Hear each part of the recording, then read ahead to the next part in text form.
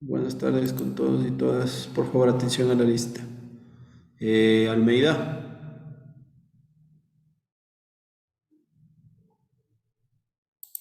Balseca, Presente, Inge, buenas tardes. Bautista, Presente, dije buenas tardes.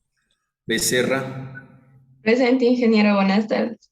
Borja, Presente, ingeniero, buenas tardes. Cando, Buenas tardes, ingeniero presente. Castro, Presente, Inge, buenas tardes. Cayancela, Presente, Inge, buenas tardes. Córdoba, Presente, Inge, buenas tardes. Fiallos, Presente, Inge, buenas tardes. Fierro, Presente, Inge, buenas tardes. González, Presente, ingeniero, buenas tardes. Guadalupe,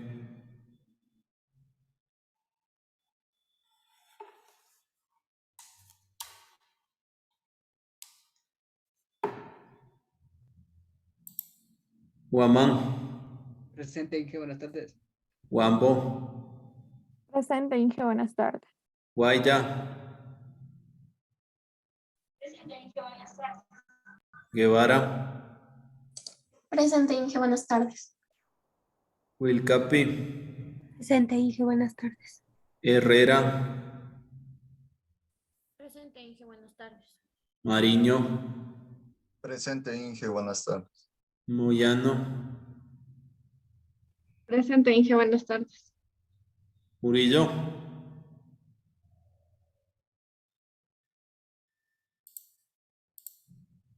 Naranjo, Presente, Inge, buenas tardes. Orellana, Presente, Inge, buenas tardes. Pinduisaca, Presente, Inge, buenas tardes. Salas, Presente, Inge, buenas tardes. Santillán, Presente, Inge, buenas tardes. Solórzano, Presente, Inge, buenas tardes. Tixi, Presente, Inge, buenas tardes. Velastegui,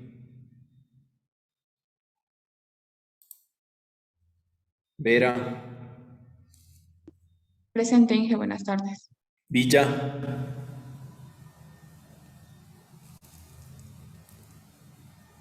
Inge, discúlpeme, amigo, me dice que está en la sala de espera.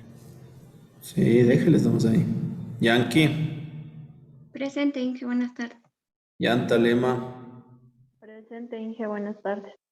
Yumi Seba. Presente, Inge, buenas tardes. Ok. Yo sé que están en la sala de espera, mis estimados estudiantes, pero no sé si ahorita Moyano tiene la mano Sí, levantada. lo que pasa es que la compañera Valeria González me dijo que había tenido una cirugía.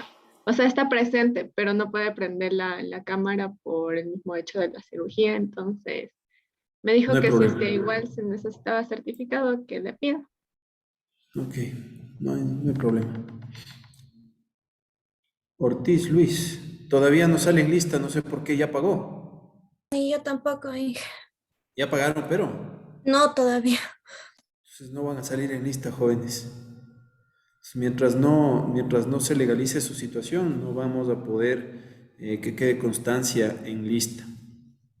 Ya, eso ya después iremos corrigiendo en tiempo. ¿Qué más? A ver, ¿en qué nos quedamos la última clase? Déjenme ver con la lista ya. Hoy estamos, ¿qué día estamos? 4. ¿Quién es 4? A ver, Becerra. Señorita Becerra. ¿Qué vimos la última clase? Ya, ingeniero, vimos acerca de las operaciones unitarias. Vimos los regímenes de estacionario, no estacionario, y decíamos que, a ver, el régimen estacionario era cuando todas las variables físicas permanecían constantes y también las variables con el tiempo. Esto se daba en cualquier punto de vista y podían ser distintas a otros puntos, y el régimen no estacionario decíamos que cuando las variables intensivas son características de las operaciones, no solo variaban a través del sistema, sino como que a cada momento. Y vimos también acerca de las formas de operaciones, la operación continua, que aquí decía que se daba mediante una entrada y salida continua de las corrientes y el tiempo no era una variable. Lo que era también la operación discontinua, que esto se daba por periodos de carga, transformación y luego la descarga. También el tiempo que era una variable y en esta vuelta no había entrada ni salida continua de las. Ya. No sé si es el problema de mi conexión. Se le estaba como entrecortando a la señorita, jóvenes estudiantes. No, Inge, usted se la escucha bien. Ok. A ver, señorita Becerra, cuénteme. ¿Qué es lo que tiene al frente en lo que acabo de dibujar? ¿Cómo se denomina eso? Diagrama de flujo, ¿Qué tipo de diagrama de flujo es ese? diagrama de bloques.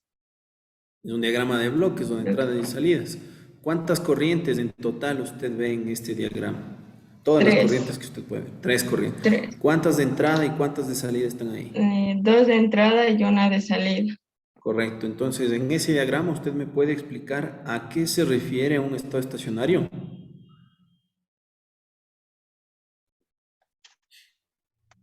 Si el concepto está claro, es fácil de interpretar. Ahí, ¿qué es un estado estacionario? O cómo usted considera en ese ejemplo o en una operación unitaria que está en un estado estacionario.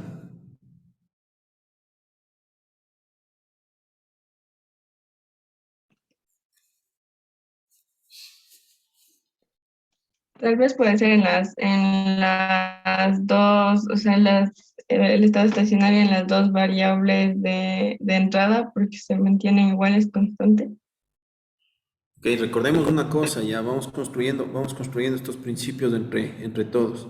El estado estacionario como definición, señor Borja, ¿qué es? ¿Qué se entiende como definición de estado estacionario?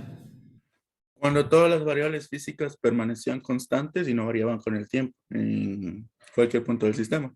Deme un ejemplo de una variable física. ¿Temperatura? Correcto, ¿no es cierto? ¿Qué quiere decir eso? Vamos a ver si lo ponemos por aquí, ¿ya? Quiere decir que la temperatura en este punto de aquí va a ser igual a la temperatura en este punto de acá, perdón, va a ser igual a la temperatura en este otro punto, igual en la temperatura por acá y finalmente la temperatura aquí. ¿De acuerdo? Entonces, un estado estacionario considera que en cada uno de los puntos que ustedes vayan a medir la temperatura son iguales, no cambian en relación al tiempo, ¿sí? A eso es lo que se refiere el estado estacionario de una operación unitaria, ¿de acuerdo? Que en todos los puntos del sistema o de la operación como tal, los cuales tú estés analizando un fenómeno de cambio, un fenómeno de transporte, un fenómeno de transferencia de energía, un fenómeno de transferencia de materia, en todos los puntos estas variables físicas sean iguales, que no cambien en relación al tiempo. ¿De acuerdo? Ahora, ¿qué pasa? ¿Qué pasaría en un estado no estacionario? En un estado no estacionario puede ser que las temperaturas que yo estoy encerrando en estos círculos varíen en relación al tiempo. ¿Qué quiere decir? Que dentro de tu sistema, las temperaturas al inicio, estas dos que tenemos por acá, no sé qué le pasa a este mouse, quizás sea la mesa, ¿ya? Estas dos temperaturas que tenemos cerca de las corrientes de entrada van a ser distintas a la temperatura que está en el medio y van a ser distintas a las temperaturas que están cerca de las corrientes de salida. ¿Y de qué parámetro puede considerarse que sean distintas del tiempo?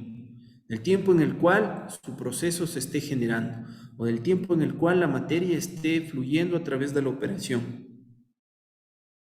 Entonces, cuando nosotros tenemos esos dos puntos, consideramos los regímenes, ¿sí?, en los cuales están funcionando las operaciones. Es un régimen estacionario, estado o régimen estacionario, y un estado no estacionario. ¿De acuerdo? El estado estacionario es el estado en el cual las variables físicas o químicas también podrían considerarse son iguales y no varían en el tiempo. Es decir, llegamos en un estado de equilibrio total en todo el sistema. Suponemos eso. ¿De acuerdo? En la realidad, cuando ustedes van a una industria, ya no van a tener estas condiciones exactamente las mismas e iguales. ¿Sí? Sino que las temperaturas van a variar. Existe un rango en el cual ustedes pueden considerar como un rango de error para que ustedes estén en un estado estacionario, cuando estamos hablando de la realidad. Ahorita estamos abordando el tema de las operaciones unitarias y la mayor parte de operaciones unitarias se las estudia contemplando un estado estacionario. Entonces, cuando nosotros hablemos de un estado estacionario, nos vamos a dar cuenta que es cuando todas las variables en cualquier lugar de mi sistema son iguales y no cambian en relación al tiempo. ¿De acuerdo? Otra cosa bastante importante que ustedes tienen en las diapositivas, ya no voy a volver a abrir eso, porque ¿para qué no? Es las formas en las que se pueden dar las operaciones, ¿sí? Tenemos tres. ¿Cuáles son, señorita Solórzano? ¿Cómo funcionan las operaciones? ¿Cuáles son las tres formas en las que funcionan las operaciones unitarias? A ver, eran las operaciones discontinuas, continuas y semicontinuas, Ya, cuénteme, ¿qué entiende usted por una operación continua? ya que estas, a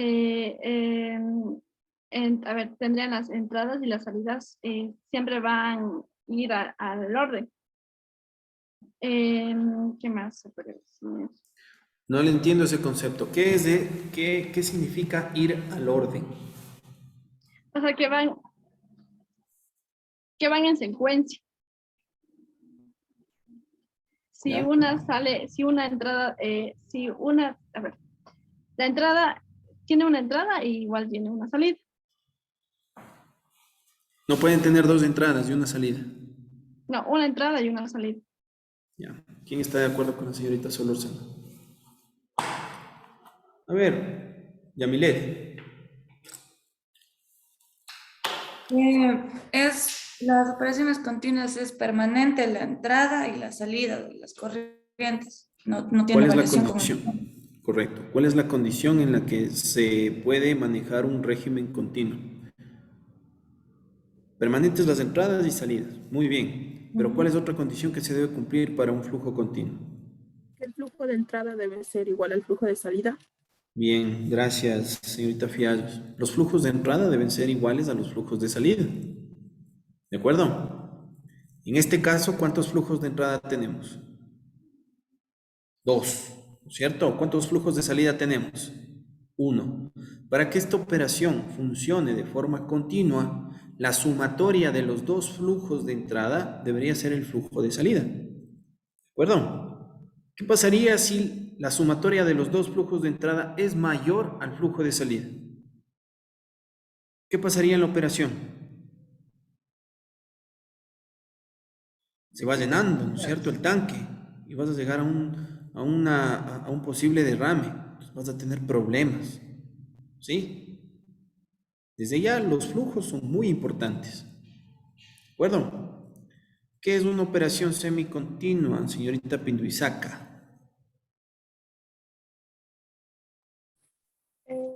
Tenía en cuenta que la operación semicontinua es cuando principalmente el tiempo no era una variable. Y también cuando, si mal no recuerdo, no hay entrada y por ende tampoco no había salida, los cuales no eran continuos. Ya, está preocupando porque no están leyendo. ¿En qué operación el tiempo no es una variable? qué operación el tiempo no importa? Discontinua. ¿Quién sí leyó? En la operación continua. Operación Bien, continua. señorita Balseca. Bien, bien, señor Mariño. Sí, en una operación continua. Porque los flujos están estandarizados. Los flujos son iguales. Las entradas y las salidas son iguales. Entonces ustedes no tienen que estar controlando el tiempo en el cual se está dando la transformación. Ese tiempo ya está considerado en el diagrama o en el diseño del equipo como tal, en relación a los flujos. Entonces ustedes ya no tienen que estar controlando cuánto tiempo se está demorando la operación. La variable o un factor a preocuparse ya no va a ser el tiempo. ¿De acuerdo? Entiéndase por tiempo que yo no estoy hablando de un estado estacionario o de un estado no estacionario, sino del tiempo en el que se va a demorar la transformación. ¿De acuerdo? Por otro lado, en una operación discontinua, claro que el tiempo es una variable que es importante y se debe considerar. Porque tenemos la interacción de dos sistemas. Les estaba poniendo el ejemplo del aceite de palma, en la cual, sí, dentro de su sistema de extracción, ustedes tienen a la palma como tal, ¿cierto? Introducen la palma en un tanque. El fluido de extracción va a estar fluyendo de forma continua y va a estar extrayendo el aceite del material con el cual ustedes están trabajando. Entonces, un método discontinuo, un método semicontinuo es la unión de los dos métodos, ¿sí? Tenemos flujos continuos y una cantidad de materia prima que va a estar ahí de forma discontinua. Sí estamos claros en eso, ¿verdad? Ya. Ahora un flujo batch o una operación por lotes es cuando su equipo no puede manejarse de forma continua, es decir, yo no voy a tener flujos estandarizados que entran a una velocidad determinada a la operación y no va a estar sincronizado con la salida, sino que más bien yo utilizo un equipo que tiene un volumen determinado y yo debo cargar la materia prima en el volumen determinado para que se genere el cambio. ¿Este cambio va a depender del tiempo? Por supuesto que sí.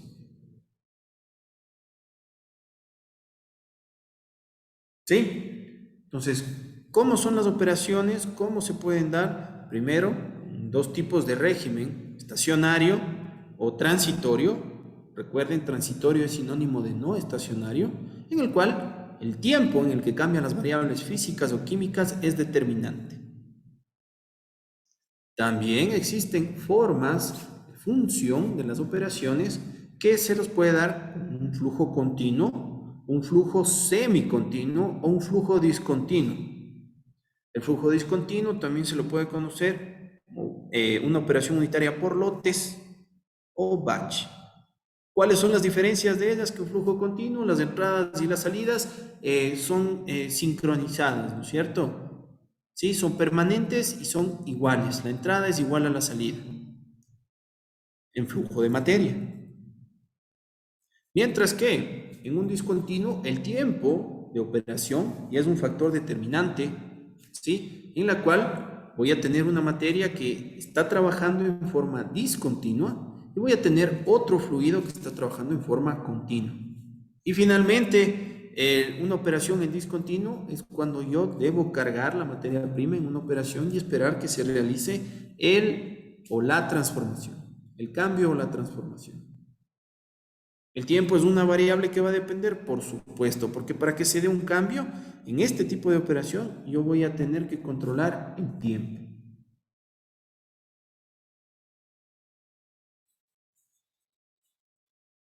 Señor Salas, cuénteme, ¿cómo se pueden clasificar los flujos de entrada en las operaciones unitarias? ¿Cuáles son los ejemplos que pudimos revisar? Mande, Inge, los ejemplos de flujos de entrada.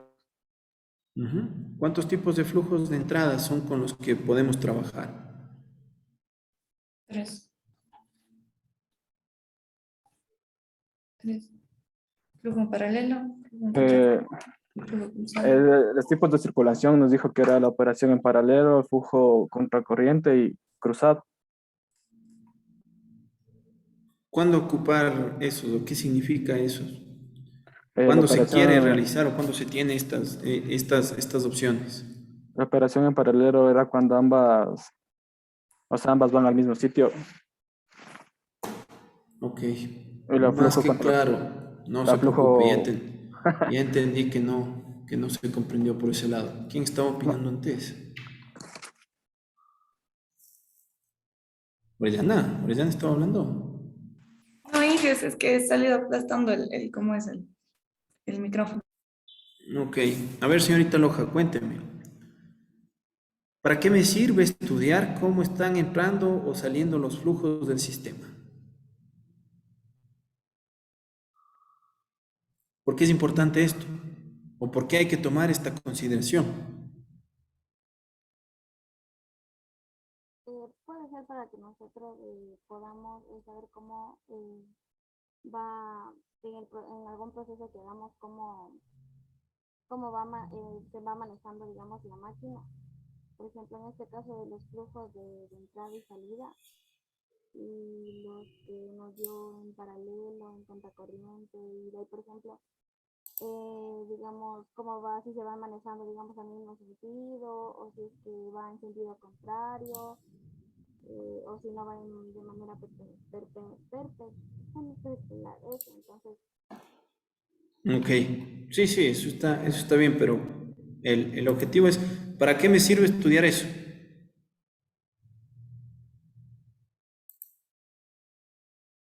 Aquí está. Ya. Estos eran los tipos de flujo que vimos, ¿verdad? ¿Dónde estaban los ejemplos? Aquí está. Ya, déjame agrandar la pantalla. Estoy medio complicado en estas mesas de clase.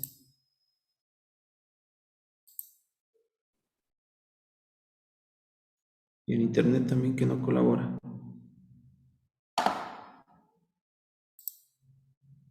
¿Están viendo ya la pantalla completa ustedes o todavía no? ¿Están viendo pantalla completa? No, Inge. No, ¿verdad? O sea, en la pantalla está la presentación. Ya, ahí sí está en la presentación. ¿De acuerdo? A ver, ¿por qué es importante la forma en la que está ingresando la materia a la operación? ¿Ya? Si ustedes están haciendo que ciertos flujos entren en una operación unitaria es porque ustedes están esperando que se genere un cambio. ¿Ya? Dependiendo cómo esté ingresando la materia a la operación, yo voy a tener distintas formas en las que yo voy a poder llegar a ese cambio. Es como que ustedes tengan, no sé, ustedes quieran llegar de un punto inicial a un punto final. Entonces, para llegar al punto final, ustedes pueden tener varios caminos. Es decir, si nosotros queremos llegar a un cambio en las propiedades físicas o químicas de la materia, nosotros podemos llegar a ese cambio por diversos caminos. Entonces, estos caminos también se pueden generar dependiendo del tipo de forma en la que yo hago que ingrese la materia a mi operación.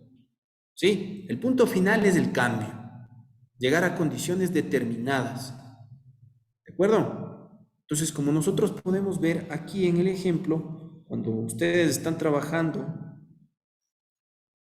a ver,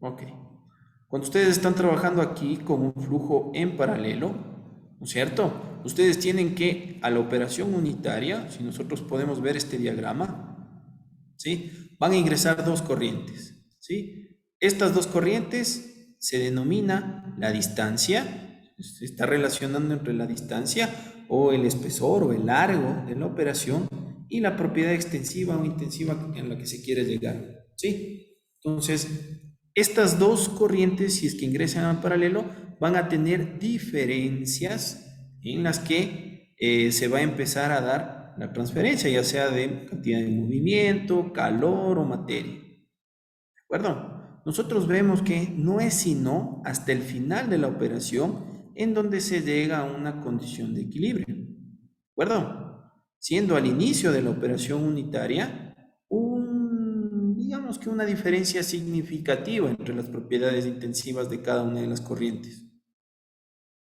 ¿Me explico? Entonces, si ustedes desean llegar al equilibrio al final de su operación, la forma de ingreso de las corrientes en las cuales se van a generar los intercambios, ya sea de cantidad de movimiento, cantidad de energía o cantidad de materia, deberían ser en paralelo. ¿De acuerdo? Por otro lado, vamos a tener una operación en flujo en contracorriente. ¿De acuerdo? Esta operación de flujo en contracorriente nos permite tener más control en los fenómenos de transferencia que se dan en la operación. Les voy a poner un ejemplo. Permítanme. Exacto. ¿De acuerdo? Digamos que estas son las condiciones del estado de equilibrio que yo quiero tener en la corriente B. Yo quiero que la corriente B llegue a esa temperatura. ¿Para qué? Para que la leche se pueda pasteurizar, qué sé yo. ¿Cierto? Entonces, como nosotros podemos ver estas condiciones de equilibrio en el trayecto de toda mi corriente B que está ingresando en forma de contracorriente, tiene valores muy cercanos, ¿no es cierto? Entonces va a estar más tiempo o va a estar una mayor cantidad de tiempo en las condiciones de cambio, en las condiciones de equilibrio que yo requiero, a diferencia de un flujo en paralelo. ¿Sí me explico? ¿Sí está quedando un poco claro? Entonces, la forma en la que ingresen las corrientes a la operación va a depender del cambio que ustedes requieran generar. ¿Sí? Una de las cosas principales, ¿sí? Uno de los casos principales más utilizados en su profesión es la transferencia de calor. ¿Para qué es la transferencia de calor? ¿O qué objetivo tiene la transferencia de calor? Eliminar microorganismos patógenos para asegurar la inocuidad del alimento. Entonces, dependiendo la cantidad de tiempo que yo necesite que mi alimento con el que estoy trabajando esté a la temperatura de esterilización, yo voy a ver qué estrategia tomo. ¿De acuerdo? Los flujos en contracorriente son ampliamente utilizados en intercambiadores de calor. ¿Sí? Porque te permite tener un mejor control, un mayor control en un mayor tiempo durante toda la operación. ¿De acuerdo? Mientras que el flujo cruzado, este flujo cruzado, como les había nombrado, o como habíamos trabajado en anteriores ejemplos, ¿sí? Es un contacto muy rápido entre las dos fases. O sea, si yo quiero que el cambio se dé muy rápido y que la interacción sea muy lenta, que dure poco tiempo, ¿sí? Yo puedo utilizar este tipo de flujo cruzado. Como ustedes pueden ver, ¿sí? El contacto no es mucho, no está mucho tiempo y las condiciones de equilibrio tardan muy poco en llegar. Pero esto también va a depender del tipo de operaciones y el tipo de cambio en el cual ustedes se encuentren, que ustedes requieran. ¿Preguntas hasta aquí? La pila de este mouse está una desgracia. Ok. Muy bien. Esto ya lo vimos. Esto también. Esto también. Ya vimos las tablas, espero que lo hayan leído, está para ustedes, para que lean, para que se interesen. Las unidades químicas que nos van a servir para expresar las concentraciones y demás. En la clase anterior, obviamente, si yo les mandé a revisar estas diapositivas y les entregué esto, me imagino que ya debieron haber revisado cada una de estas condiciones, ¿no es cierto? Entonces, las unidades de concentración para líquidos, qué es la presión, la ley de los gases ideales, la mezcla de los gases ideales, presión de vapor y punto de ebullición de los líquidos. Todo esto es para que ustedes sigan revisando por qué lo vamos a utilizar. ¿De acuerdo? No solo está ahí de adorno. Y ojos, no les voy a poner en una prueba que enlisten estas cosas, ¿no? ¿Sí? Sino que debemos saber qué significan cada una de ellas. Ahora, dentro de los ejercicios, les estoy pidiendo que entreguen cada uno hasta el día viernes, ¿de acuerdo? Son transformaciones de unidades. En las transformaciones de unidades, ustedes pueden encontrar eso dentro del capítulo 1 del libro que les compartí, del libro de Jan Koplis, que está en el aula virtual. Todos se lo pudieron descargar. ¿Sí? Por un lado tenemos Jan Koplis, por otro lado me estoy dando cuenta que recién hay gente que se quiere descargar. Bueno, para el día viernes les informo que tienen tarea. Ojalá la cumplan. ¿Sí? Solo recordarles eso. ¿Ya? Intenten hacer esto, es algo que lo vienen haciendo, creo que está desde el colegio. Transformaciones en los rangos de temperatura que puedan transformar de centígrados a Rankine, de Fahrenheit a Kelvin. Son transformaciones que no llevan mucho o sea, no son difíciles, ¿de acuerdo? Tenemos flujos, ojo, en el ejercicio número 3. Tenemos estos flujos que son 300 litros sobre minuto, ¿de acuerdo? Es una velocidad de flujo. Y yo quiero que transformen a centímetros cúbicos sobre segundo, ¿ya? Quiero ver que ustedes empiecen a utilizar factores de conversión, ¿perdón? Es decir, estos cambios los hacen a través de factores de conversión. No, bueno, quiero que se vayan olvidando de las reglas de 3.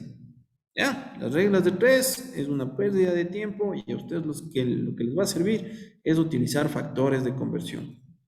No es una clase de física, no es una clase de matemáticas. Se supone que si estamos ya en operaciones unitarias, ya debemos tener ese conocimiento, ¿de acuerdo? Entonces esto lo resuelven a través de un pequeño factor de conversión, que es muy sencillo, ¿no? 2 pasos y ya está. ¿Ya? Vamos con el ejercicio 4, que en la mayoría de los cálculos de ingeniería se supone que el aire está constituido por 21 moles de oxígeno y 79 moles de nitrógeno. ¿Sí? Calcula el peso molecular promedio. Esto es importante. Hacer referencia entre los porcentajes y los pesos moleculares. ¿Ya? Sí, vean, si ustedes quieren revisar. Por ahí yo sé, yo entiendo que acá hay jóvenes que les encanta estar buscando estos ejercicios en el internet. Se han de encontrar parecidos. Ya, de ley encuentran parecidos. Lo que les recomiendo es que ustedes lo hagan. ¿Sí? Recuerden que las evaluaciones van a ser presenciales. En las evaluaciones presenciales vamos a medir su conocimiento. ¿Ya? Porque una prueba, por ejemplo, una lección oral ahorita, todo el mundo o la mayoría tiene abiertas las diapositivas. Leen la diapositiva y les pregunto algo más y no entienden ni lo que leen. Entonces, prepararse más, ¿de acuerdo? Son ejemplos, modelo de lo que vamos a utilizar ya cuando estemos trabajando con operaciones como tales. ¿Sí? Vamos a ver. Permítanme ver qué pasa con este mouse. Quitar a la basura. El ejercicio número 5 es bastante interesante, ¿de acuerdo? ¿Quién ya lo empezó a realizar? ¿Quién empezó ahí a trabajar con estos ejercicios? Ok, señorita Villa, cuénteme. ¿Cuál es el principio de este? O sea, lo primero que teníamos que hacer era como que la ecuación igualarla para que podamos resolver el ejercicio, donde CO más O2 daba CO2 al cuadrado, y para que estén equilibrados teníamos que poner el factor, bueno, no me acuerdo. Bueno, el factor de 2 para igualar la ecuación. Luego poníamos los datos y tenía que poner los pesos moleculares de que era digamos, del CO, el oxígeno molecular y el CO2. Entonces, de esos tenía que poner el peso molecular real. Y de ahí tenía... Muy bien. Ahí está bien. Ya con eso ya les dio el tip a sus compañeros. Es una reacción estequiométrica. ¿De acuerdo? Es estequiometría. Está haciendo relación a la operación con un gas. Cómo se forma, cuáles son las condiciones de los gases y dentro de esta reacción química cómo realizar cálculos. ¿Qué es lo que más me interesa? Es una reacción química en la cual ustedes tienen que hacer referencia a la cantidad de sustancia y a las propiedades que tienen estas variables que se les está colocando en el ejercicio. ¿De acuerdo? Entonces, esto como ejemplo es algo que ya debieron haber visto en química general o en la analítica o en alguna química. Pero es algo que ustedes ya deben trabajar, ¿cierto? Con ecuaciones químicas. ¿Ya? Una vez más, repito, las operaciones unitarias son una mezcla de todas las ciencias que ustedes ya han venido revisando. Aquí confluye la química, la física, las matemáticas, la termodinámica, son varias de las ciencias, así que necesitan recordar qué nos va a servir y qué no. ¿Ya? El ejercicio número 6 dice una mezcla gaseosa contiene 20 gramos de nitrógeno, 83 gramos de oxígeno y 45 gramos de dióxido de carbono. Calcule la composición, fracciones molares y peso molecular promedio de la mezcla. ¿De acuerdo? Correcto. ¿Ya? Solo me queda una duda. Bueno, no una duda, les voy a dar un consejo. Siempre revisar por qué un gas se debe expresar en forma molecular y no en forma atómica. ¿De acuerdo? Recordarán eso. ¿Sí? Que si es que estamos hablando con un gas y ustedes lo especifican alguna vez en su forma atómica y no en la molecular, se acabó el ejercicio para ustedes.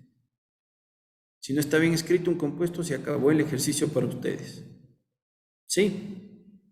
Entonces yo puedo tener una operación unitaria en la que les diga, bueno, está entrando metano y está entrando propano a una operación. Entonces, como producto, qué sé yo, tengo butano. Si ustedes no saben escribir los compuestos, se acabó el ejercicio. Ya les voy a compartir la rúbrica de evaluación. Una rúbrica de evaluación que va a ser más severa, porque así lo necesitamos. ¿Por qué más severa? Porque ustedes deben demostrar que están a nivel. Antes habían 2 operaciones unitarias, ahora solo tenemos una. ¿De acuerdo? Ok. ¿Qué más tenemos por aquí? Tenemos 7. Una solución líquida contiene 1.5% en peso de una proteína, 0.27% en peso del cloruro de potasio y el resto es agua. Peso molecular promedio de la proteína por permeación de gel es, ahí lo tienen, calcule las fracciones mol de los componentes de esta solución.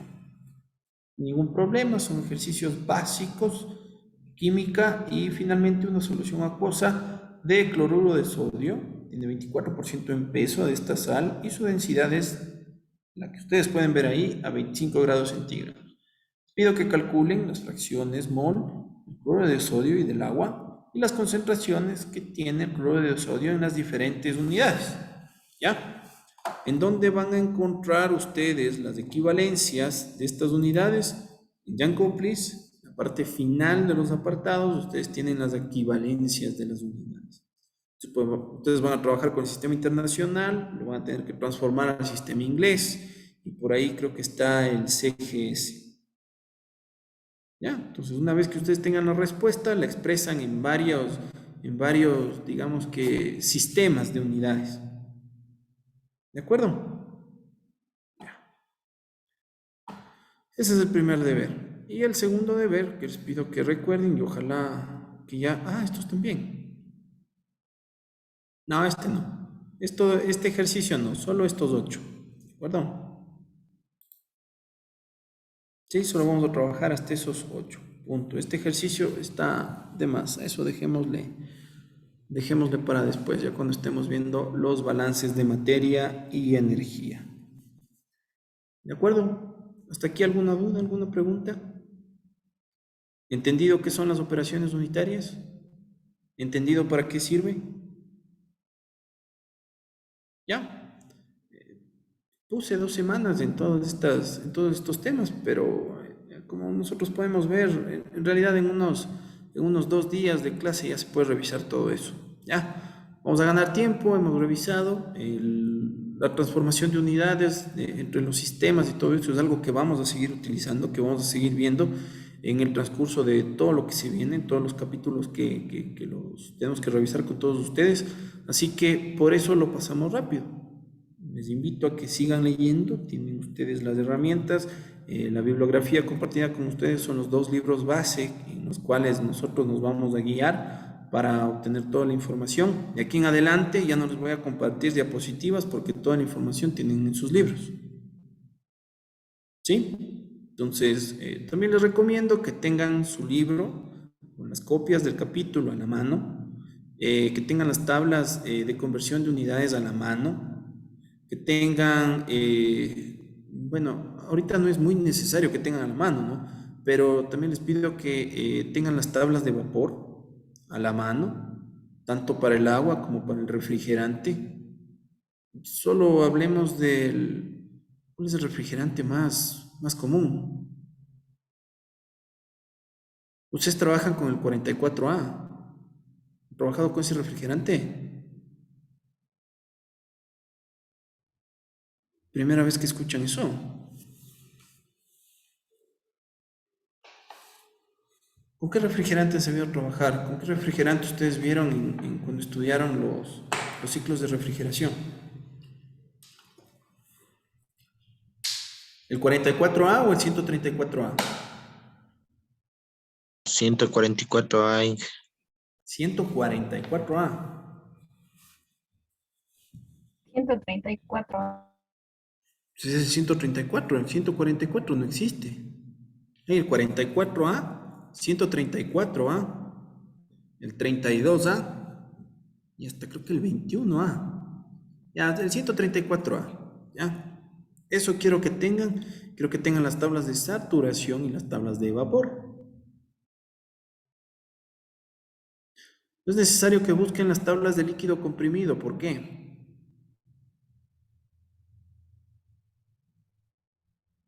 ¿Quién sabe por qué? No es necesario que tengan las tablas de líquido comprimido.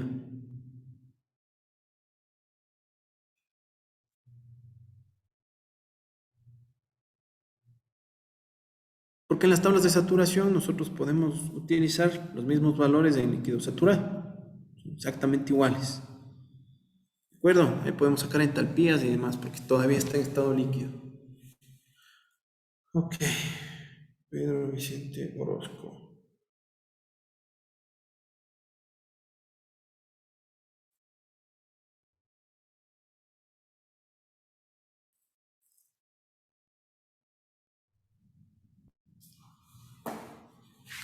Ok.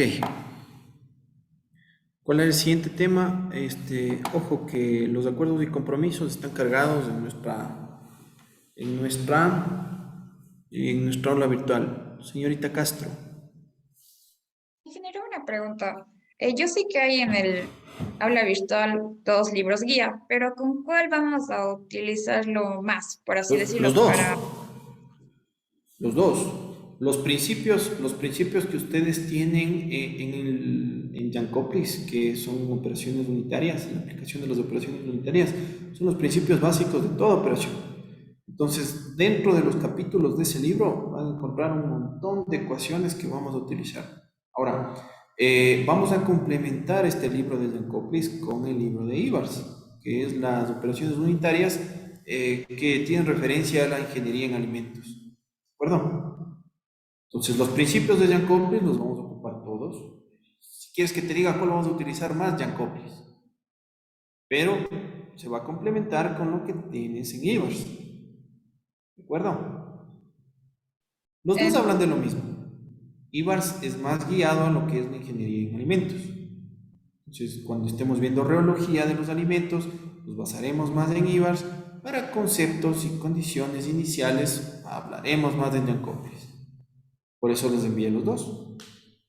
Entonces, ¿es recomendable imprimir los libros o no? O si queremos. No, o sea, si como ahorita estás en tu casa con tu ordenador, no te preocupes que los tienes a la mano, ¿cierto? Los tienes de forma virtual. Para venir acá a dar una prueba, no vas a venir con los libros impresos. Eso es imposible. Entonces, no te recomiendo imprimir, ¿sí? Sino que tengas a la mano y que sepas cómo guiarte, porque eso te va a ayudar cuando resuelvas ejercicios o cuando estés estudiando para la evaluación. No lo imprimas de gana. Lo que sí te recomiendo es que imprimas las tablas, no los capítulos. Las tablas de vapor, del agua saturada, las tablas de conversión, que también es importante. Entonces, eso que tú lo tengas a la mano, incluso ahorita que estás en la virtualidad, sí te puedo aconsejar, porque es mucho más rápido que tú busques a la mano, que abras el documento, te vayas al final, luego regreses, te vayas y regreses, entonces mejor tenlo a la mano. Ok, listo.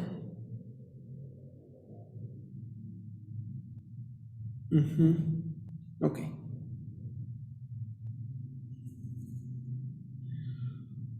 Vamos a seguir. Vamos a seguir con lo que se denomina como los balances de materia. ¿De acuerdo? No sé en qué parte de los capítulos que ustedes tengan en el libro. Sí, pero les voy a conversar en relación a este ejemplo, a qué se refieren los principios de los balances de materia, en los cuales es fundamental, los principios fundamentales de nuestro estudio. ¿De acuerdo? Los balances de materia se rigen en relación a la conservación de la materia. ¿De acuerdo? ¿Sí? Entonces, si nosotros recordamos la teoría de la conservación de la materia, pues quiere decir que toda la materia no se crea ni se destruye, únicamente se transforma. Perdón. ¿A qué se refiere esta teoría? No es teoría, sino esta ley. ¿Sí? ¿A qué se refiere esta ley? Principalmente a que la materia no aparece espontáneamente ni desaparece espontáneamente. ¿Sí? Si nosotros tenemos un cambio es porque algo sucedió, algo ocurrió. Desde el punto de vista de las operaciones unitarias, esto nos sirve para entender qué está sucediendo en un proceso. ¿De acuerdo? En el proceso que ustedes están viendo ahí, ¿cuántas operaciones tenemos? ¿Cuántas operaciones unitarias están componiendo este proceso?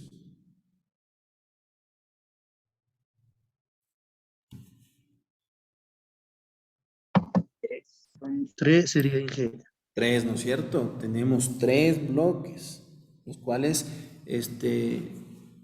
les da la idea, o ustedes deben inferir, que son 3 operaciones unitarias que se está componiendo, ¿de acuerdo? Entonces, dentro de estos procesos, ¿cuántas corrientes de entrada tenemos para la molienda y prensado, para el primer proceso? ¿Cuántas corrientes de entrada tenemos ahí? Solo uno. Una. ¿Cuántas corrientes de salida tenemos? 2. Correcto, ¿no es cierto? Para el proceso que se denomina extracción, ¿cuántas corrientes de entrada tenemos? Igualmente 1. Seguro, Ah, no, vean 2. bien. 2 entra la torta de aceite y el hexano. Correcto, son 2, ¿no es cierto? ¿Y salidas cuántas tenemos? El mismo 2. 2. ¿Sí? En el siguiente y en el último, que no tiene un nombre definido, ¿cuántas corrientes de entrada tenemos? 1. ¿Y salida? Y 2 están saliendo 2. De salida. Correcto, ¿no es cierto? En la primera operación, ¿cómo, según lo que ustedes están viendo aquí, cómo se están dando los flujos? ¿En paralelo, en contracorriente o el cruzado? ¿Cómo se está dando el flujo ahí?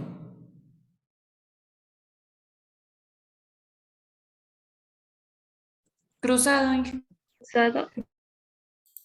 ¿Seguro que se está dando un flujo cruzado? Es en contracorriente. En contracorriente. ¿Cuáles son las características para que nosotros podamos definir si es que está en un flujo cruzado, en un flujo en paralelo o en un flujo en contracorriente? Aquí en este ejemplo.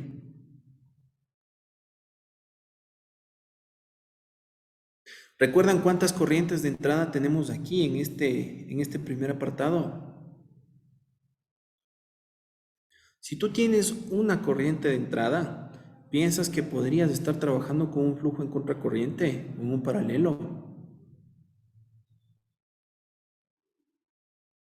No, ¿verdad? Porque solo tienes una corriente de entrada. Entonces, ¿cuándo vas a hablar de tipos de flujos en contracorriente, en cualquier otra de las condiciones, otras dos? Cuando al menos tengas 2 flujos de entrada. ¿sí? Y estos flujos de entrada estén transfiriendo una propiedad. ¿Me explico?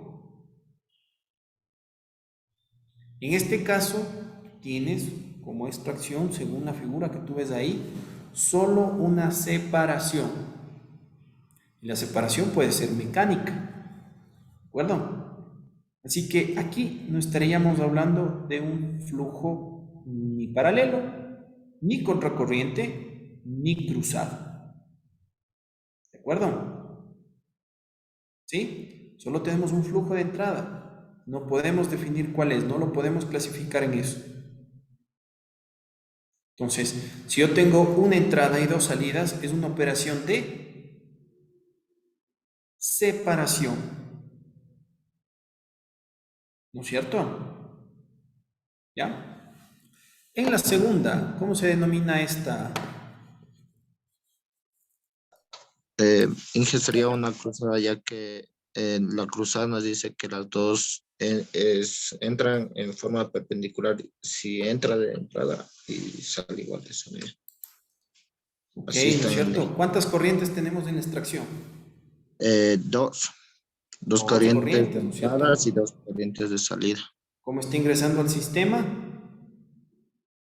En teoría podría ser de forma perpendicular, ¿cierto? Entonces eso sería un flujo cruzado. ¿Ya? Entonces la extracción se está dando de esa forma. Permíteme, no sé qué mal esta mesa. ¿Sí? Tienes la torta y tienes el examen. Y finalmente, al final, tienes una corriente de entrada, ¿de acuerdo? Y tienes una separación.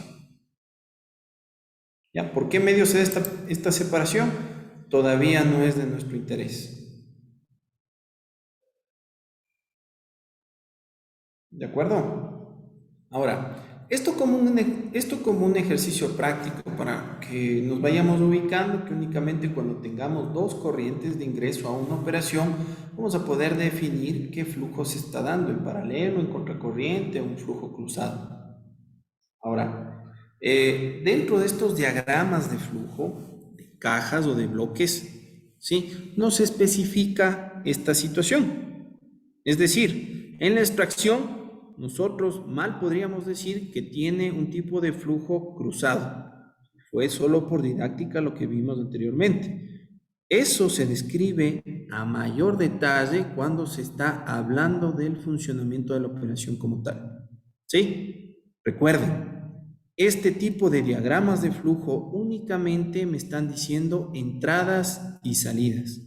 No te van a especificar cómo todo está ingresando y cómo todo está saliendo. Es por eso que es una representación gráfica de las más básicas que nosotros utilizamos para representar qué está ingresando al sistema y qué está saliendo. ¿De acuerdo? De hecho, en nuestro primer caso, en nuestra primera separación, sí van a haber dos corrientes de flujo. ¿De acuerdo? Una va a ser de materia y otra puede ser un trabajo, una puede ser energía. Entonces, cómo esté entrando la energía a esta molienda, me va a dar también un punto de equilibrio al cual va a llegar la operación. Esto ya lo veremos luego. ¿Entendido? La ley de la conservación de la energía, volviendo a los principios de los balances de energía, nos dice que arreglando lo que dije antes, todavía no llegamos a los balances de energía, los balances de materia. Toda la masa que entra va a ser igual a la masa que sale. Es decir, ¿cuántos kilogramos están ingresando de materia a la molienda? Ustedes lo tienen ahí escrito. ¿Cuál es la cantidad de materia que está ingresando a ese sistema, a la molienda? 10.000 kilogramos de soya. 10.000, ¿no es cierto? Son 10.000 kilogramos, ¿sí? 10.000 kilogramos que se van a transformar. A la salida, ¿cuántos kilogramos tendremos aquí? ¿Y cuántos kilogramos tendremos acá? Los mismos 10.000. 10.000. La suma de la materia que está tanto en una salida y en la otra, ¿de acuerdo? La suma de esas dos nos va a tener que dar la cantidad de materia que está en nuestra corriente de entrada. Suma de la materia de las corrientes de salida es igual a la suma de materia de nuestra corriente de entrada. ¿Correcto? Matemáticamente estamos haciendo cumplir la ley de la conservación de la materia. No se crea ni se destruye, únicamente se transforma. Es decir, si yo tengo 100 kilogramos de materia que ingresan a un sistema, los 100 kilogramos van a salir. ¿De acuerdo? Que salgan en otras condiciones, que salgan en otro estado, que salgan con otras propiedades, es algo que no nos interesa. Suma de la masa a la salida es igual a la masa de entrada. ¿Me explico? ¿Sí? Muy bien. ¿Cuáles son las proporciones de esa cantidad de materia que tenemos en la entrada? ¿Cuál es la composición de mi corriente de entrada? 82% de torta y 18% de aceite. Correcto. ¿Cierto? Entonces, ¿qué es la torta? La parte sólida. ¿De qué puede ser? Esto puede ser hasta palma. Ah, no, esto es soya.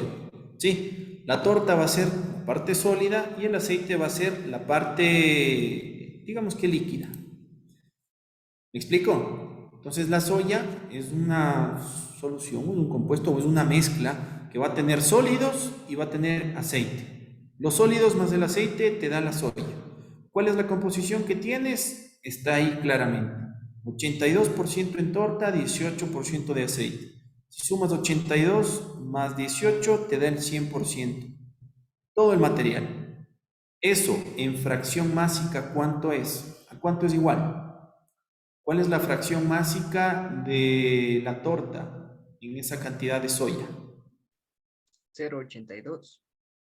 0,82 es la fracción másica, correcto. ¿Y la fracción másica del aceite cuál va a ser? El 18%. ¿Perdón? ¿Perdón? La fracción másica va a ser 0,18. Esas son las fracciones. Ahora, ¿cómo calculas la cantidad de torta que tienes en los 10.000 kilogramos de soya?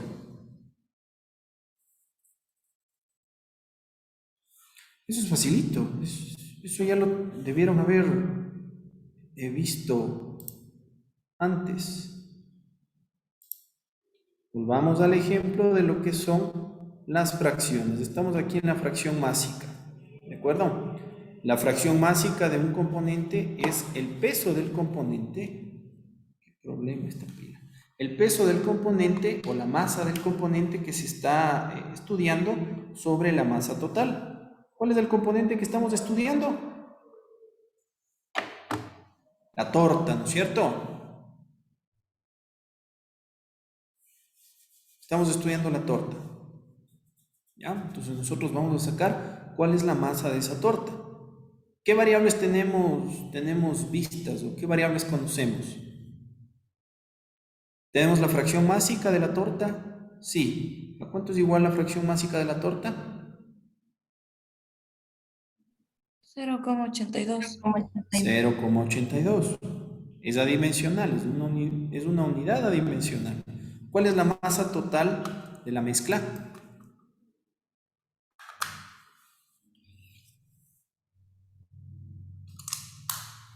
Los 10.000. Correcto. Ustedes también tienen las diapositivas, así que pueden trabajar sin ningún problema. ¿Ya? Entonces, en la fracción másica tenemos que es 0,82. Vamos a trabajar por aquí. ¿Ya? 0,82. Correcto.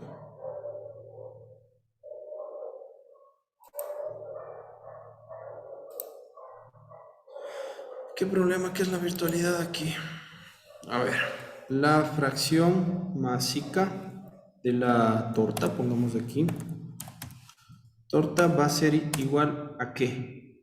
¿Sí? A la masa de la torta sobre la masa total. Y la masa total es la masa de la soya. ¿De acuerdo? Tenemos la fracción másica de la torta, sí, es 0.82. Esto es igual a ¿qué? A la masa de la torta dividido por la masa total, que es la masa de la soya. ¿Cuánto es la masa de la soya? 2, 4, 10.000 kilogramos. ¿De acuerdo? Entonces la masa de la torta va a ser igual a ¿qué? 0.82 que multiplica a los 10.000 kilogramos. ¿De acuerdo? Como también podríamos entender que la masa de un componente va a ser igual a la fracción másica del componente que estemos estudiando multiplicado por la masa total. ¿De acuerdo? ¿Sí? Entonces, como ustedes pueden revisar, esto es muy sencillo, para que lo comprendan de una mejor manera. ¿Ya? Vamos a intentar dibujarlo desde este punto de vista. Imagínense que voy a hacer un gráfico pastel, ¿de acuerdo? En ese gráfico pastel, todo el círculo es el 100% de la masa de la soya, ¿de acuerdo? Ese 100% de la masa de la soya van a representar los 10.000 kilogramos, ¿sí? De esa masa de soya yo voy a tener cierto porcentaje que corresponde a la torta y cierto porcentaje que corresponde al aceite, ¿verdad? Entonces lo podríamos dibujar. Permítanme ver si es que lo podemos hacer de esta manera. ¿Sí? Un pequeño porcentaje. Me disculpan que no tenga el mejor pulso, pero está complicado trabajar en estas mesas. No hay ni un mousepad. ¿Ya? ¿De acuerdo? Entonces, dentro de todo este gráfico pastel, el 82% representa la parte roja. ¿Sí? Eso va a representar la torta. ¿De acuerdo? Mientras que el 18% del aceite está representado a través de la línea entrecortada negra. ¿Sí? Si sumas los dos componentes vas a tener el 100%. Esto siempre y cuando estuviéramos hablando de porcentaje. Ahora, si es que estamos hablando de fracción másica, ¿sí? Y nos vamos a la ecuación, es la masa de un componente sobre la masa total. Déjame ver quién está ingresando. La masa de un componente sobre la masa total. Permíteme un minuto, déjame ver si arreglo esto. Es increíble. A ver si es que aquí se maneja de mejor manera. Sí, ahí está. Ahí está mejor.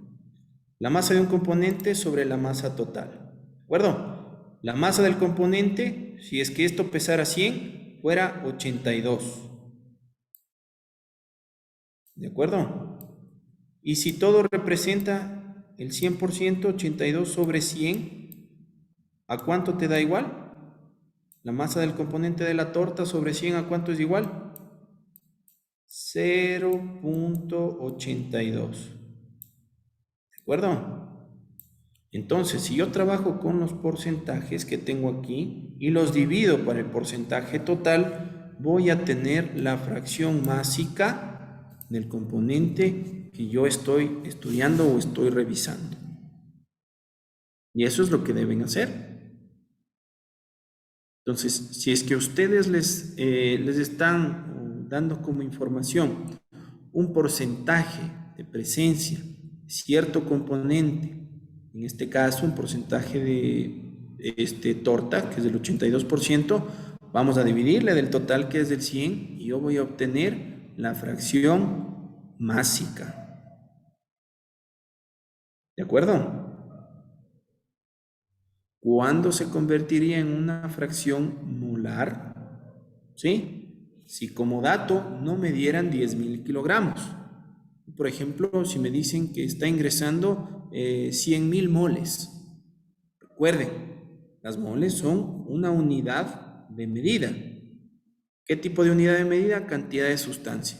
¿Se puede cuantificar? Por supuesto que sí. ¿De acuerdo? Entonces, si me dirían, yo tengo 10.000 moles de soya y el 82% es torta, si yo divido esos 82 para 100, voy a sacar la fracción molar. ¿De acuerdo? ¿Sí? Entonces, les pido que calculen a la entrada cuál será la masa de soya, cuál será la masa de torta y cuál será la masa de aceite. En la entrada.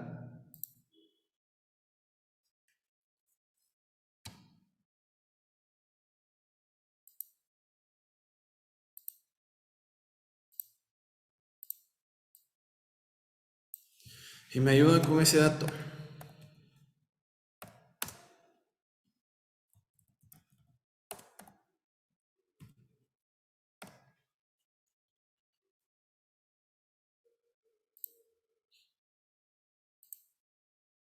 La masa de la torta es 8.200 y del aceite es 1.800 kilogramos en ambos casos. Correcto. ¿Verdad? Una forma de comprobar si es que esos datos están bien es realizando la suma. Entonces, la suma de estas dos masas, de esos dos componentes, ¿a cuánto debe ser igual? A 10.000. ¿Sí? Correcto. ¿Qué dice el balance de materia? ¿Qué dicen los balances de materia? Que la materia, la cantidad de materia que entra va a ser igual a la cantidad de materia que sale. ¿De acuerdo? ¿Cuánto es la cantidad de materia que está ingresando al sistema?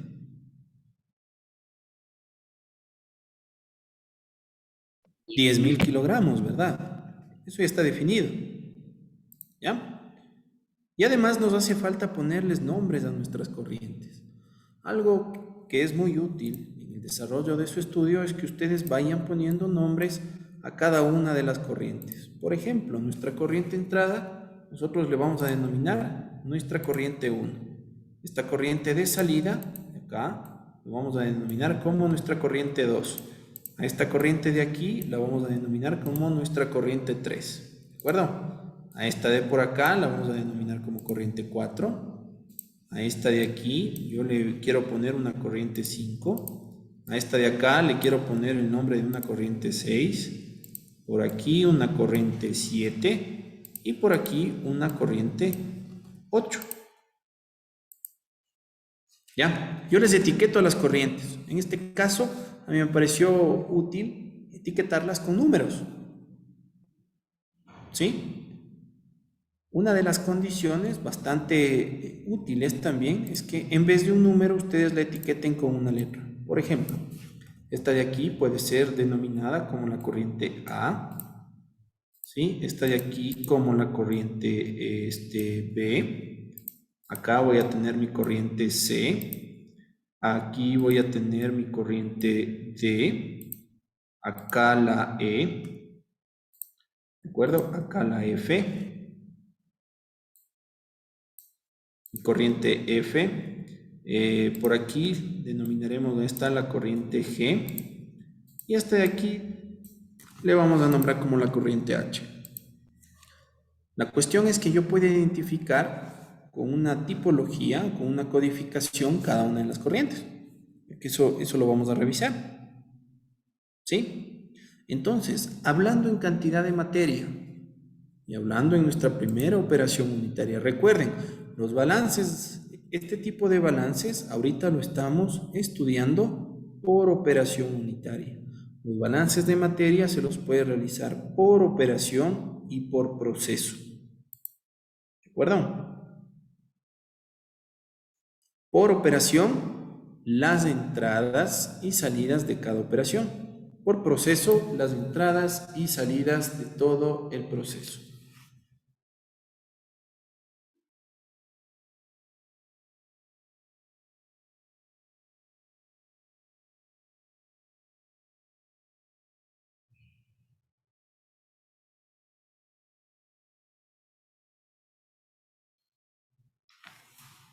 ¿Estamos hasta ahí?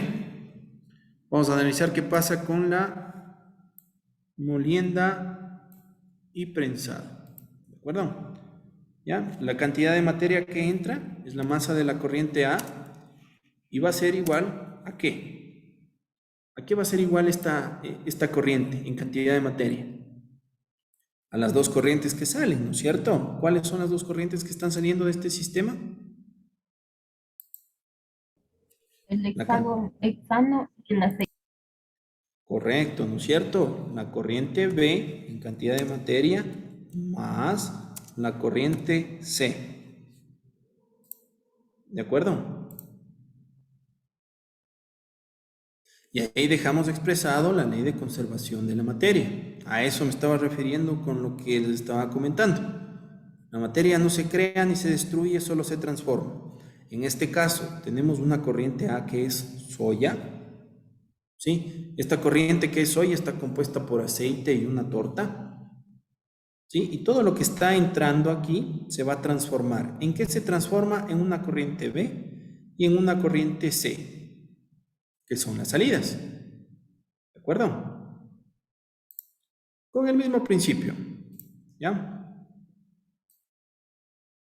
Aquí, la cantidad de materia que entra va a ser igual a la materia que sale. Trabajando en este ejemplo, ¿cuáles son las corrientes que están ingresando a la extracción? B más E. Correcto, B más E. ¿Y esto va a ser igual a qué? D más F. F o D más F, ¿cierto?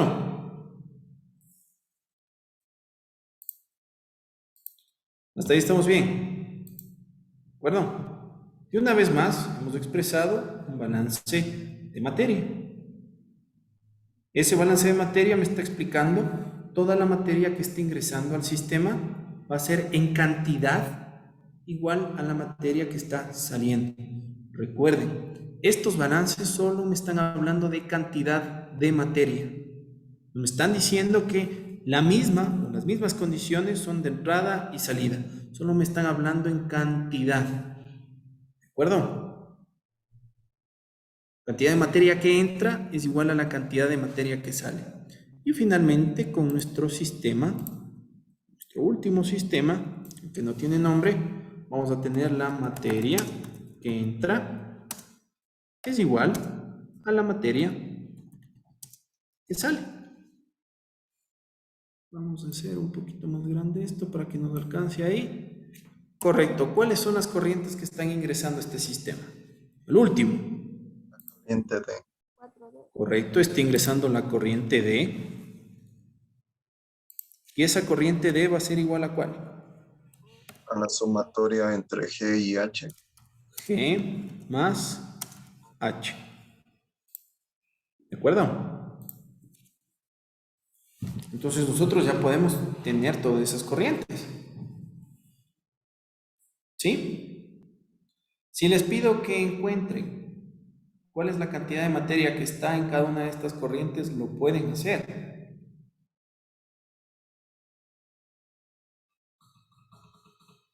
Me interesa saber cómo hagan. ¿Ya? Les voy a dar 2 minutos para que lo intenten. 3.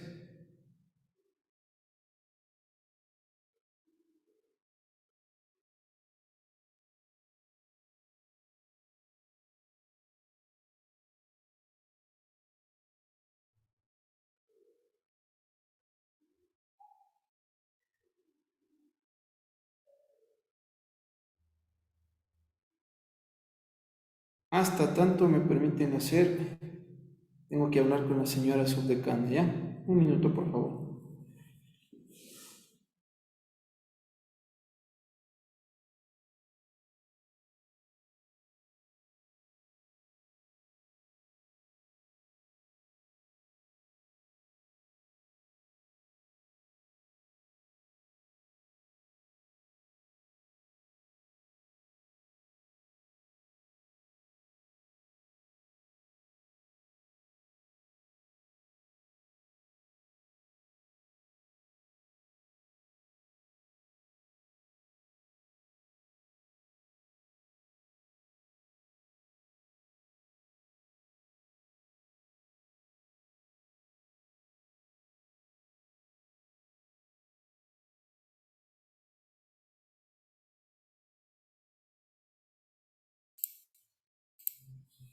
Ya.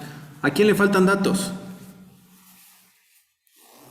A todos, ¿verdad? Faltan datos para encontrar la corriente B y la corriente C. ¿Les parece que faltan datos a la mayoría?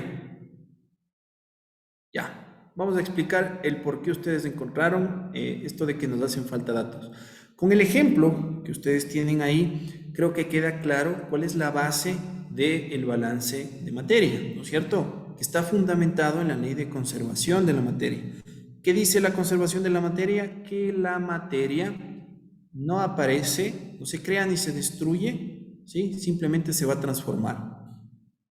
¿Ya? Esa teoría, esa ley, porque no es una teoría, es una ley porque está demostrado, ¿de acuerdo? La podemos interpretar matemáticamente justo en las condiciones que lo acabamos de anotar.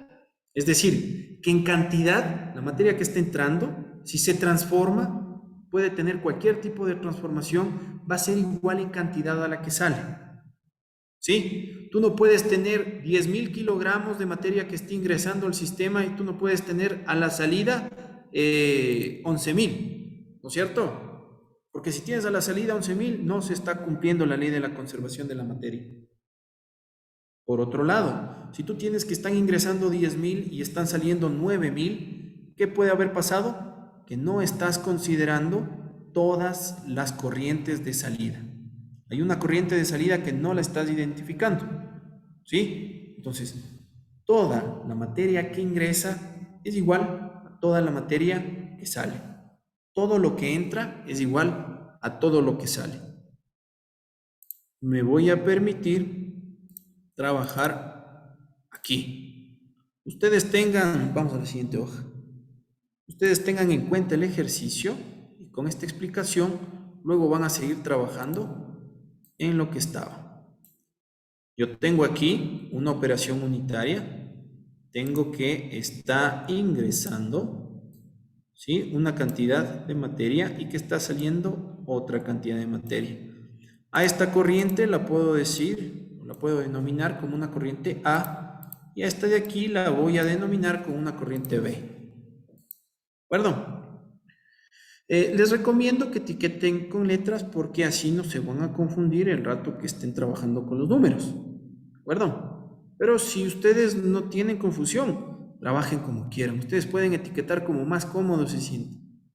Lo importante es que calculen bien. ¿Ya? ¿De acuerdo? Perfecto.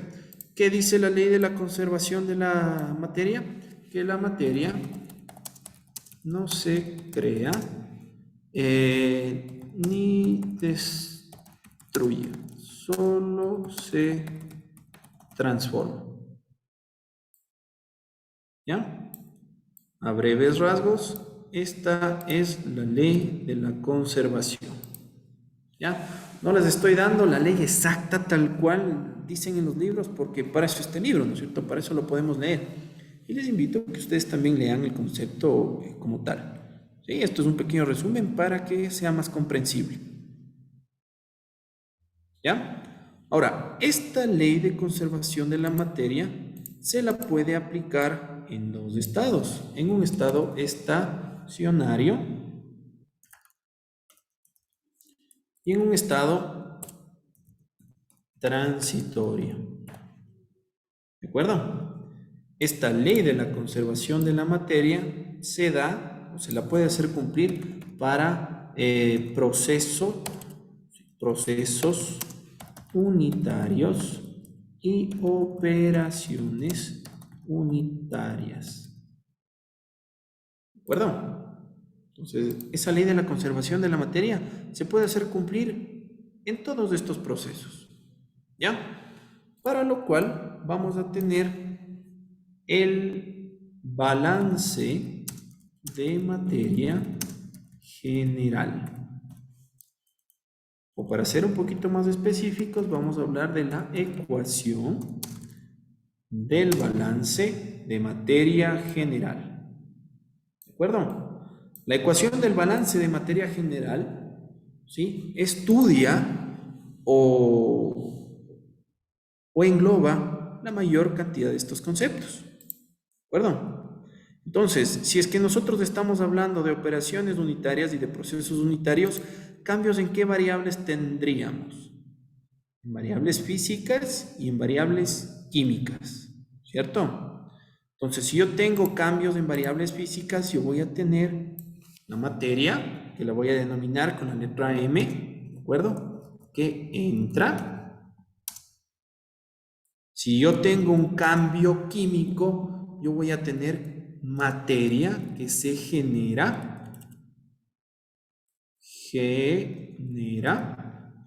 menos, ¿sí?, la materia que sale, perdón, solo con M, y menos la materia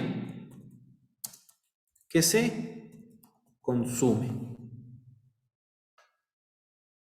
¿De acuerdo?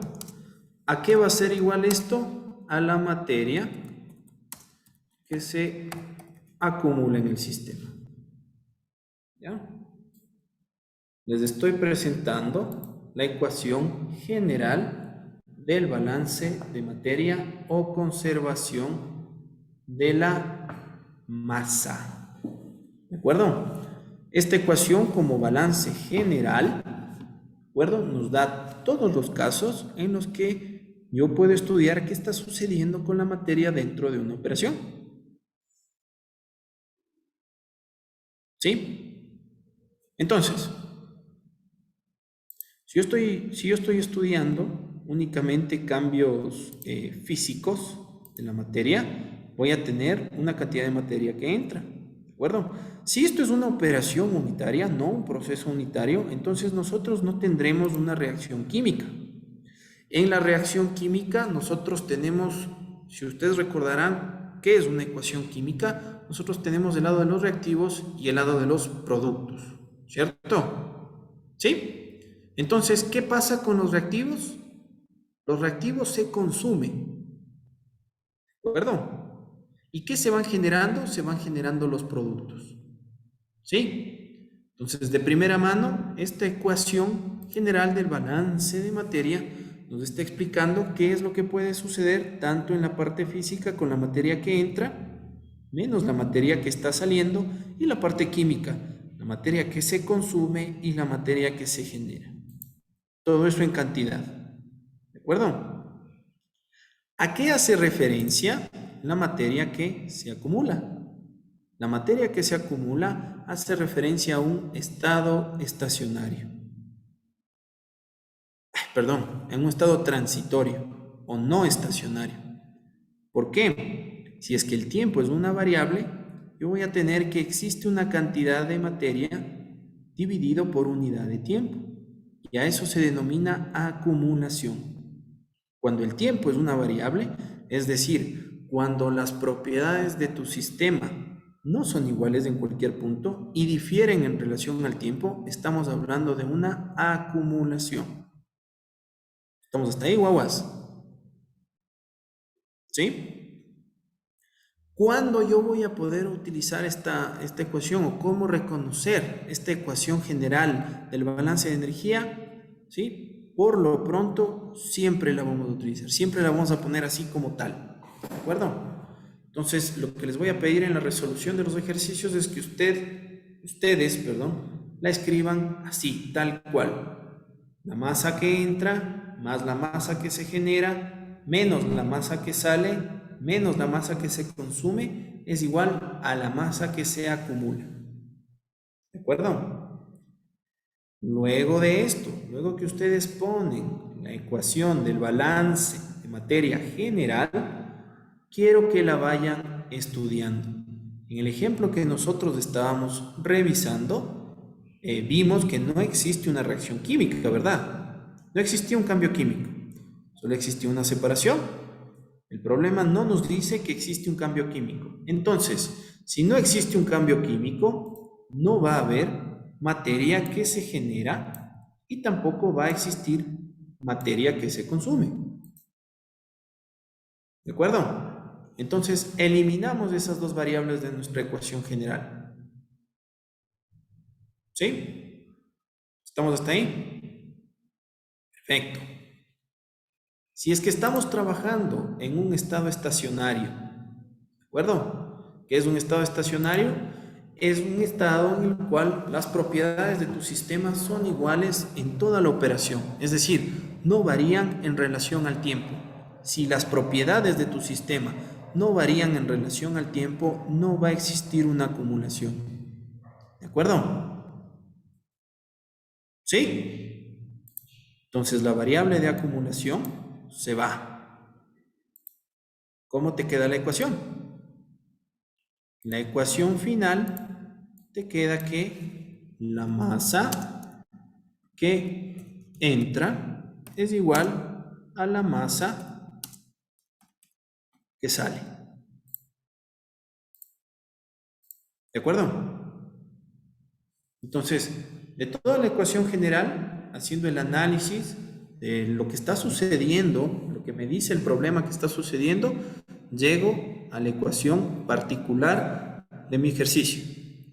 Esa ecuación es la ecuación general del balance de materia en una operación unitaria que no tiene una reacción química y que se encuentra en estado estacionario. ¿De acuerdo? Esa es la forma de una ecuación, de la ecuación general del balance de materia para un sistema en estado estacionario sin reacciones químicas. La masa que entra es igual a la masa que sale. ¿De acuerdo? Estamos hasta ahí. Después, el siguiente paso para resolver problemas de balances de materia, ¿sí?, es realizar las ecuaciones de los balances de materia por componentes. Los balances de materia por componentes. ¿Ya? Luego que ustedes ya identificaron el balance de materia general, el caso particular que ustedes estén estudiando, vamos a revisar el balance de materia por componentes. ¿Cierto? Entonces volvemos.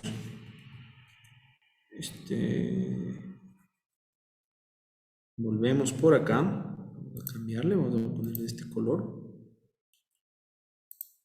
Permítanme recordar cómo estaba el ejercicio del ejemplo, del primer caso de la extracción. Nosotros teníamos una corriente de entrada y dos corrientes de salida, ¿no es cierto? Una por acá y otra por acá. Aquí teníamos que esto está formado por dos componentes, ¿ya? Aquí teníamos una masa de entrada. Aquí teníamos la torta. Esa masa de entrada pongámosle como nombre soya, ¿ya? Soya, aquí teníamos la torta y acá teníamos el aceite, ¿verdad? Ustedes tienen ahí y me van a ayudar. ¿Qué teníamos en esta corriente de salida? ¿Cuáles eran los componentes de esta corriente de salida? La torta y el aceite. Correcto, tenemos la torta y tenemos el aceite. ¿Cierto? Y aquí al final, ¿qué tenemos? El aceite. El aceite. Aceite, muy bien. A esta corriente nosotros le habíamos denominado como nuestra corriente A. Permítanme, corrijo. Esta corriente de aquí, si no me equivoco, era la B, ¿verdad? Correcto. Y esta corriente era la C. ¿Sí? En el análisis de la ecuación del balance general de materia, nosotros vimos que, voy a ponerle con solo siglas, ¿no es cierto? El balance de materia general era igual a ¿qué? A la materia que entra es igual a la materia que sale. En este ejemplo, ustedes ya lo habían descrito, A va a ser igual a B más C. Y hasta ahí estaba nuestro ejercicio, ¿no es cierto? Ustedes ya sabían qué era cada componente y cuál es la cantidad de materia. ¿Qué viene después para encontrar las cantidades o la masa tanto en corriente B como en corriente C? Les había dicho que vamos a hacer una ecuación de los balances de materia por componentes. ¿Cuáles son los componentes? Las sustancias que están formando nuestro producto de ingreso, es decir, la soya. ¿Cuáles son los dos componentes de la soya? Por un lado tengo la torta y tengo el aceite, ¿no es cierto? Entonces, ¿cuántas ecuaciones de balance de materia por componentes voy a tener? Una para la soya, una para la torta y otra para el aceite, ¿verdad? Voy a tener dos. Solo tengo dos componentes. Si tendría tres componentes, ¿cuántas ecuaciones tendría? Si tendría cuatro componentes, ¿cuántas ecuaciones tendría? 4. Ya, entonces, las ecuaciones de balance de materia por componentes va a depender de la composición de mi entrada. ¿De acuerdo? Entonces, el balance de materia por el componente que se denomina torta va a ser igual a ¿qué? ¿Cómo yo sabía o cómo yo puedo calcular la masa de la torta? ¿Recuerdan la ecuación que les brindé? ¿Recuerdan la ecuación que les dije? ¿Ya? ¿Cómo se calcula la masa de la torta? 0,82 por 10.000. Correcto, ¿no es cierto? Y eso solo dejándole en propiedades o en variables, ¿cómo le denominarías? ¿Qué es el 0,82? Es el 82% de la torta. Correcto. También a lo que se podría denominar nuestra fracción másica de la torta. Pongámosle con minúscula ya. Fracción másica de la torta que multiplica ¿a qué? La masa total. A la masa total. ¿De acuerdo? Entonces, con eso, tú vas a tener cuál es la corriente del componente torta en A. ¿De acuerdo? Entonces, para el flujo A, yo ya sé cuál es la cantidad de materia que únicamente está formando parte de la torta. ¿Estamos hasta ahí? Correcto.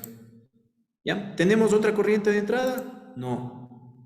Para tener el balance de materia por componentes, ¿en qué nos vamos a guiar? En el balance de materia general. Entonces, para saber la cantidad de torta que tengo en esta corriente A, ¿qué es lo que hago? Multiplico, ¿sí?, la fracción másica de la torta o del componente por la masa total. ¿Sí? La masa total es la masa de nuestra corriente A. ¿De acuerdo? Ahora vamos a las salidas. Esto es igual a ¿qué? En nuestra corriente B, ¿tenemos que existe el componente torta? ¿Tenemos que existe el componente torta? Sí, ¿cierto? ¿Cómo voy a calcular la cantidad de ese componente en la corriente B? ¿Cómo calculo la masa de la torta en B? Exactamente igual a lo que hice en A. Entonces sería la fracción másica de la torta en la corriente B, ¿cierto? Aquí pongámosle en la corriente B, acá pongámosle en la corriente A. ¿De acuerdo? La fracción másica de la torta en la corriente B multiplicado por la masa de B, que es la masa total de esa corriente. La masa total es la masa de la corriente A. ¿De acuerdo? Estamos hasta ahí. En la corriente C, ¿voy a tener torta? No. Entonces, como no hay torta en esa corriente, ¿de acuerdo? Aquí yo voy a tener más, no existe masa, 0.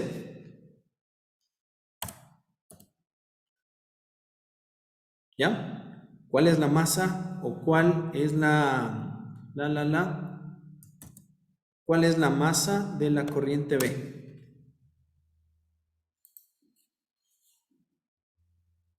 ¿Cuál es la masa de la corriente B? Ustedes despejen. ¿Pueden trabajar con eso?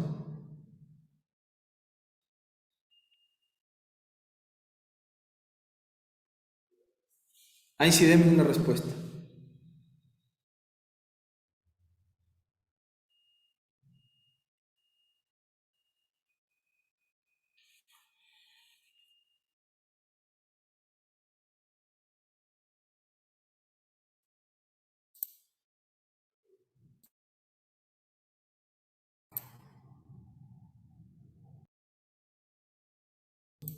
Un minuto, por favor.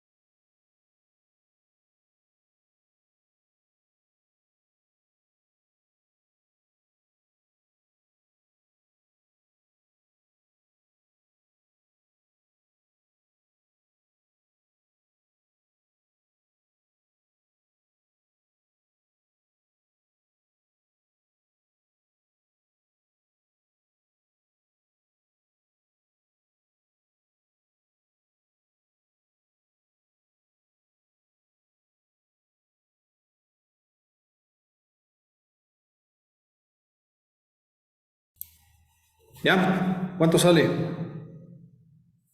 ¿Cuánto sale la corriente en B?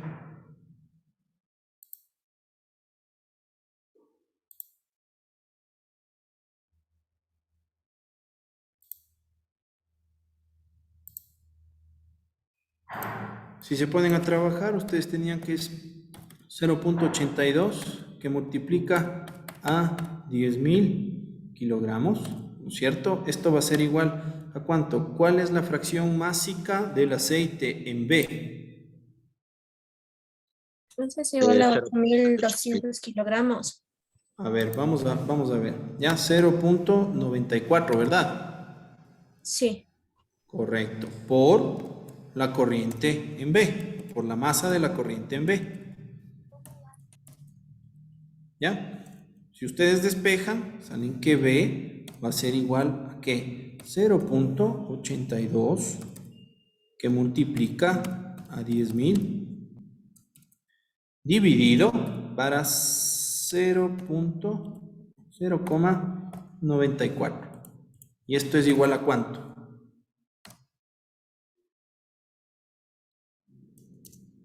Haciendo esa operación, ¿a cuánto me sale que es igual la masa en la corriente B?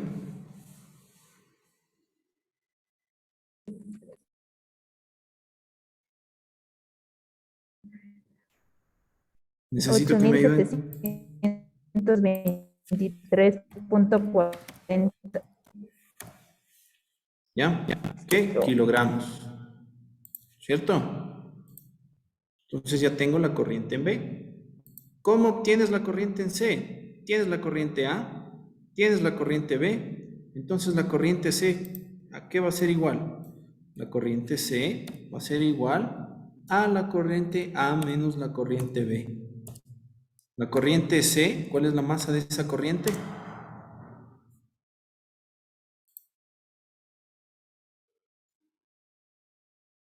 ¿Cuál es la masa de la corriente C? Si tienes 10.000 menos 8.723.4.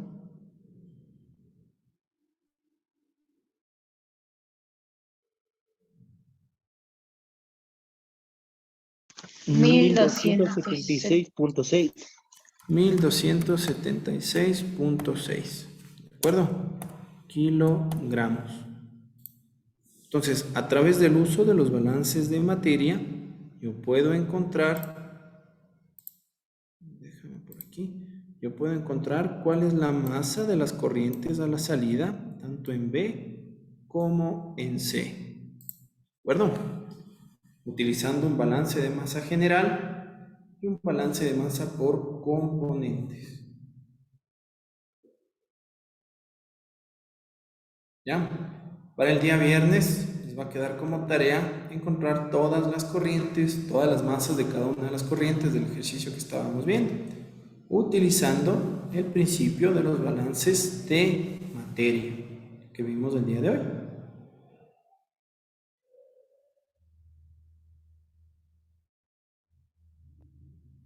¿De acuerdo? Ya. Entonces, día viernes, espero que tomen una foto de su resolución, que la tengan a la mano en su computador, porque, o en su teléfono, lo que sea. Si yo les pregunto a todos ustedes, comparten pantalla y explican cómo lo hicieron. ¿De acuerdo? Listo, jóvenes. Es todo por hoy. Muchas gracias. Gracias, Inge. Gracias, Inge.